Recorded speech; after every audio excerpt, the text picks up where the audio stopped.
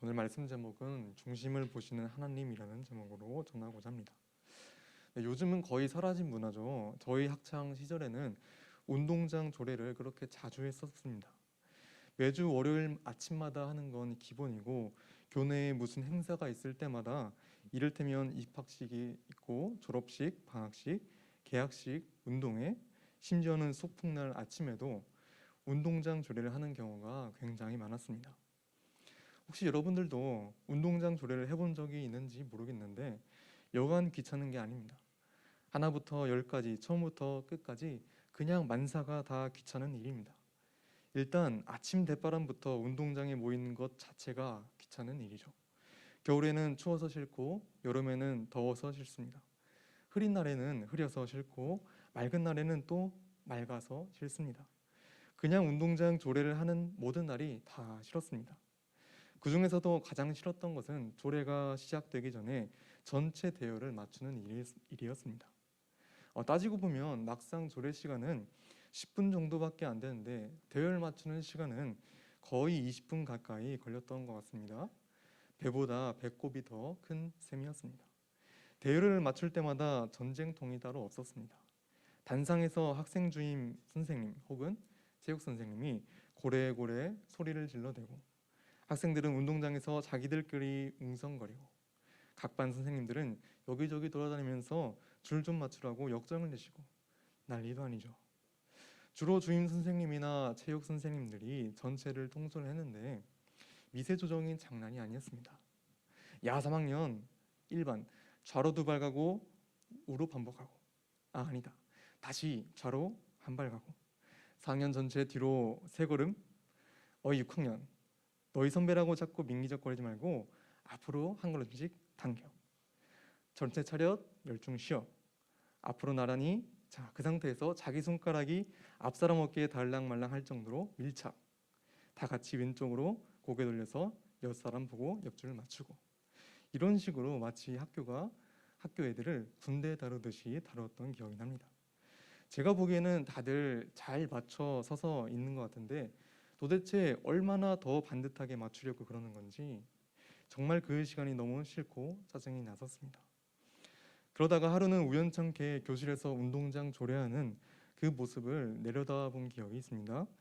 운동장에 서 있을 땐 몰랐는데 위에서 내려보니까 정말 과간이 아니었습니다. 어쩌면 그렇게 줄이 삐뚤빼뚤한지 앞뒤 좌우 할 것 없이 제대로 맞는 줄이 하나도 없었습니다. 완전하게 엉망진창이었습니다. 그 모습을 보고 있자니 한편으로는 웃기면서 또 한편으로는 뭔가 기분이 좀 이상했습니다. 왜 운동장에서 내가 줄을 맞출 때는 대열이 다 맞는 것처럼 보였을까? 반대로 왜 위에서 내려다보는 대열이 흐트러진 게 그대로 다 보이는 걸까? 그 이유는 바라보는 기준과 관점이 달랐기 때문이죠. 운동장에 있을 때는 어디까지나 내 시야를 기준으로 대열을 바라봅니다. 기껏해야 내 시야 범위에 들어오는 앞뒤 좌우만 보고서 대열이 맞는지 흐트러졌는지를 판단하는 것이었습니다. 그러다 보니 주위에 있는 몇 사람하고만 대열이 맞으면 전체 대열도 다 맞을 거라고 착각해 버리고 말았던 것입니다.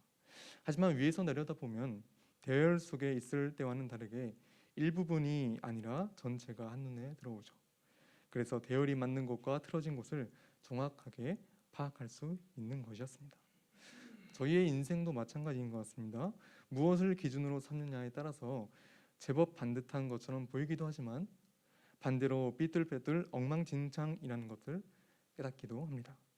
예를 들어서 학교에서 일진놀이나 하는 불량 학생을 기준으로 삼으면 그래도 내가 제법 사람답게 사는 것처럼 느껴질 때도 있지만, 매번 전교 1등을 놓치지 않는 우등생을 기준으로 삼으면 나는 왜 이 모양 이 꼴인가 하는 자괴감에 빠지게 될 때도 있습니다. 몸이 허약해서 잊을만 하면 한 번씩 병원에 출석 도장 찍는 친구를 보고 다른 건 몰라도 건강만큼은 자신 있는 자기 자신이 괜시리 대견하게 느껴지기까지 하지만 건강을 넘어서 몇 날 며칠 밤을 새고도 끄떡없는 강철 체력을 가진 친구를 보면은 나도 저런 체력만 뒷받침된다면 이것도 더 하고 저것도 더 할 수 있을 텐데 하면서 부질없는 아쉬움이 생깁니다.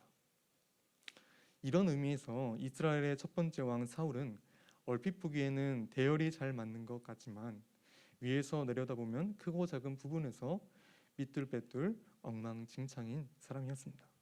다르게 표현하면 인간적인 기준으로 볼 때는 왕으로서 손색이 없었지만 하나님의 기준으로 보면 왕으로서의 자질이 하나도 없었던 사람입니다. 왜냐하면 사울은 공공연하게 하나님의 말씀에 불순종하고 하나님의 뜻을 거역했기 때문입니다.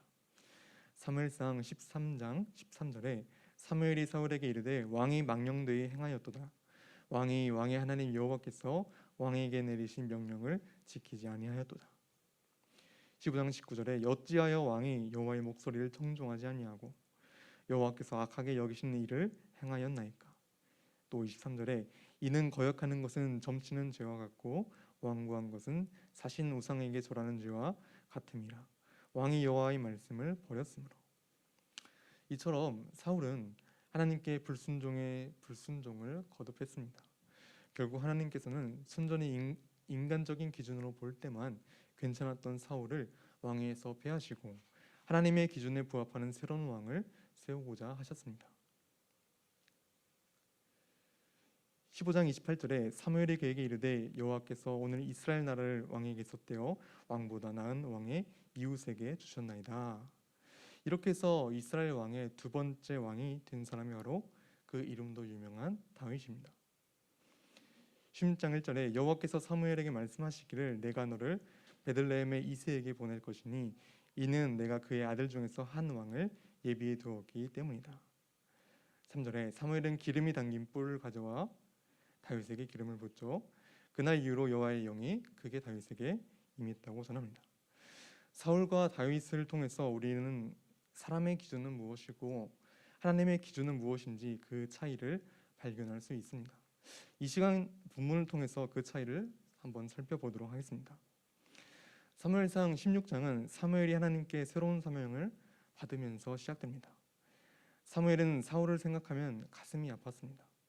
비록 사울이 하나님께 불순종을 저질렀고 그래서 사무엘이 자기 입으로 폐위 소식을 선포하긴 했지만 그래도 어쨌든 사울은 사무엘이 직접 기름을 부어서 왕으로 세운 사람이었습니다. 사무엘은 사울에게 적지 않은 기대와 희망을 걸고 있었습니다. 그러다 보니 몰락해버린 사울을 보면서 아무렇지 않을 수가 없었습니다. 사무엘은 사울을 생각하면서 깊은 슬픔에 빠졌습니다. 하나님께서는 그런 사무엘에게 새로운 명령을 내리셨습니다. 장차 사울을 대신해서 왕이 될 사람이 있으니 그에게 가서 기름을 부어서 왕으로 삼으라. 10장 1절에 여호와께서 사무엘에게 이르시되 내가 이미 사울을 버려 이스라엘 왕이 되지 못하게 하였거늘 네가 그를 위하여 언제까지 슬퍼하겠느냐. 너는 뿔에 기름을 채워 가지고 가라. 내가 너를 베들레헴 사람 이새에게로 보내리니 이는 내가 그의 아들 중에서 한 왕을 보았느니라 하시니라.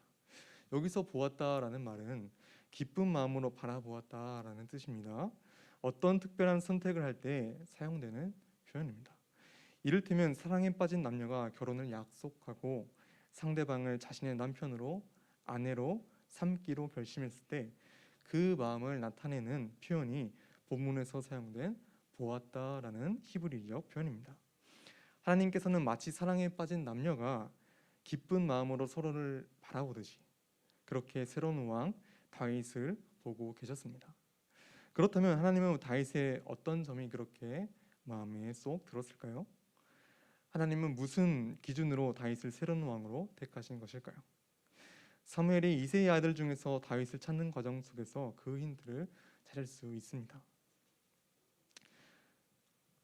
베들레헴에 도착한 사무엘은 장로들을 만나 제사를 준비시키고 이새와 그의 아들들을 제사의 자리로 정하게 됩니다. 얼마 후에 이새와 그의 아들들이 도착했습니다.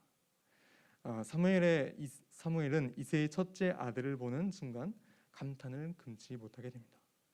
딱 보는 순간 이 사람이다 싶은 거죠. 첫째 아들은 누가 봐도 왕이 될 상이었습니다. 16장 6절에 그들이 오매 사무엘이 엘리압을 보고 마음에 이르기를 여호와의 기름 부으실 자가 과연 주님 앞에 있도다 하였더니 그러나 하나님의 생각은 달랐습니다. 하나님께서 보시기에 엘리압은 왕으로서 부적합했습니다. 7절에 여호와께서 사무엘에게 이르시되 그의 용모와 키를 보지 말라. 내가 이미 그를 버렸노라. 내가 보는 것은 사람과 같지 아니하니 사람은 외모를 보거니와 나 여호와는 중심을 보느니라 하시더라. 여기서 우리는 하나님의 기준을 확인할 수 있습니다. 하나님은 외모가 아니죠. 외모를 보지 않으시고 중심을 보십니다. 하나님의 기준은 사람의 기준과 너무나 다릅니다. 사람은 일단 외모부터 봅니다. 사무엘도 마찬가지였습니다.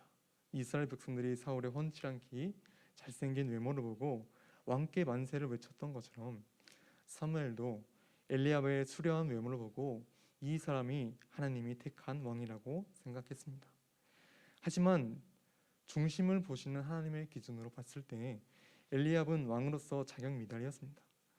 왜냐하면 엘리압은 외모는 반듯하고 멋있었지만 그의 중심에는 하나님이 없었기 때문입니다. 그래서 중심을 보시는 하나님께서는 엘리압을 왕으로 택하지 않으신 것입니다. 이새는 얼른 둘째 아들 아비나답을 불렀습니다. 그러나 하나님께서는 둘째도 아니라고 말씀하셨습니다. 곧이어서 셋째 아들 삼마도 불렀지만 하나님은 그 역시 아니라고 말씀하십니다.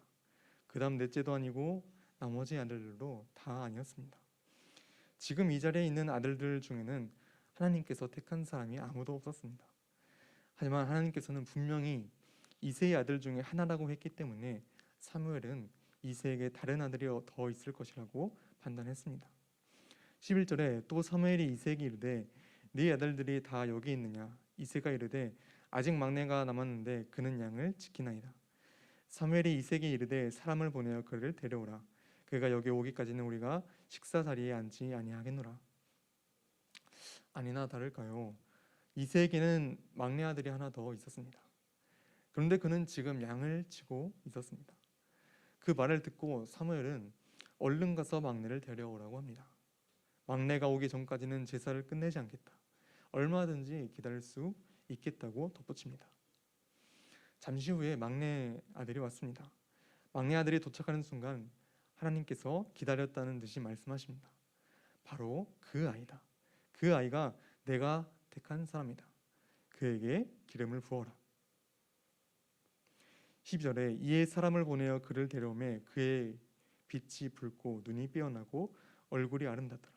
여호와께서 이르시되 이가 그니 일어나 기름을 부으라 하시는지라. 사무엘은 하나님의 말씀대로 막내 아들에게 기름을 부었습니다. 그 순간 그에게 하나님의 영이 강력하게 임하셨습니다. 13절에 사무엘이 기름불 병을 가져다가 그의 형제 중에서 그에게 부었더니 이날 이후로 다윗이 여호와의 영에게 크게 감동되니라.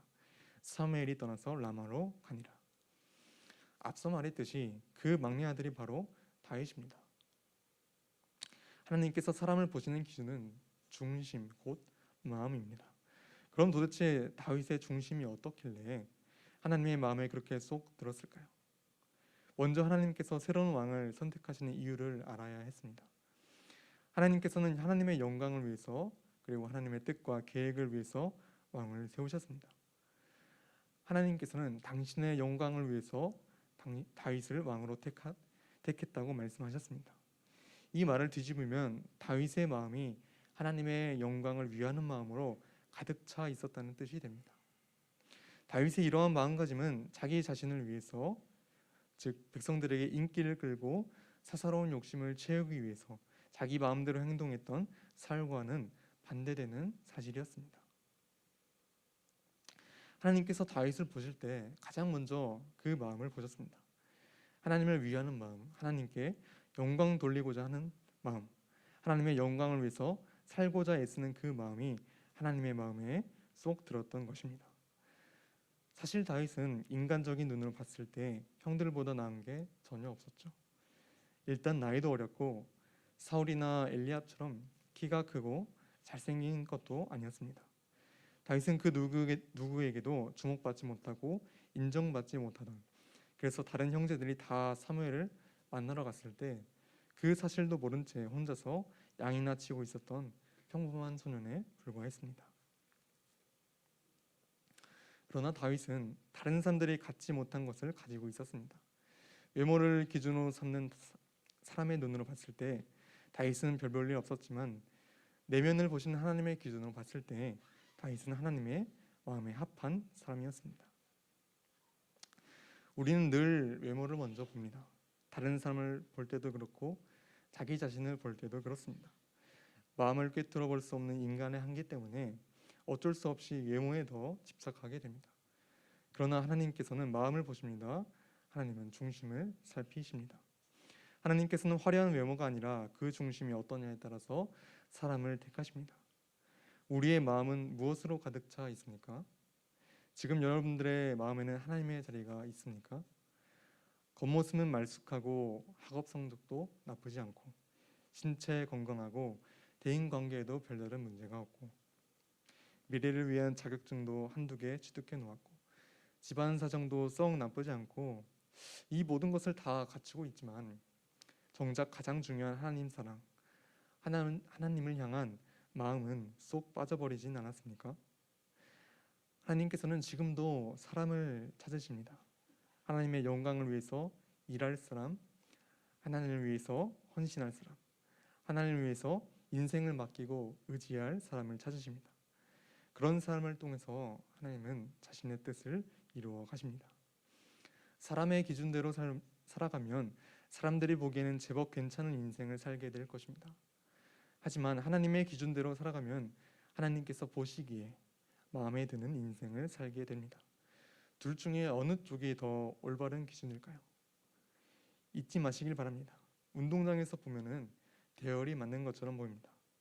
하지만 그렇다고 해서 그게 실제로 맞는 것은 아닙니다. 위에서 봐야 제대로 보이는 법입니다. 하나님은 다윗을 이렇게 평가하십니다. 다윗을 왕으로 세우시고 증언하여 이르시되 내가 이새의 아들 다윗을 만나니 내 마음에 맞는 사람이라 내 뜻을 다 이루리라 하시더니 이는 성경 전체에서도 손에 꼽히는 극찬 중에 극찬입니다. 다윗이 이렇게 극찬을 받을 수 있었던 이유는 하나님의 마음에 맞는 사람이었기 때문입니다. 말씀을 맺겠습니다. 사람은 그저 겉으로 드러난 모습만 보고 판단하지만 하나님께서는 우리의 중심을 보십니다. 하나님의 평가 기준은 우리의 중심이십니다. 그러므로 우리는 사람들의 기준을 따르는 것이 아니라 하나님의 기준에 부합하는 사람이 되어야 할 것입니다. 어떻게 해야 할까요? 우리의 중심을 하나님으로 채우는 것입니다. 하나님의 말씀대로 생각하고 말하고 행동하는 것입니다. 이렇게 사는 것이 하나님의 마음에 합한 사람, 하나님의 기준에 맞는 사람입니다. 중심을 보시는 하나님 앞에서 하나님의 기준대로 살아가는 주님의 귀한 자녀들이 되시길, 그래서 다윗처럼 하나님께 극찬받는 인생이 되시길 간절히 소망드립니다. 우리 시간 합심해서 기도하겠습니다.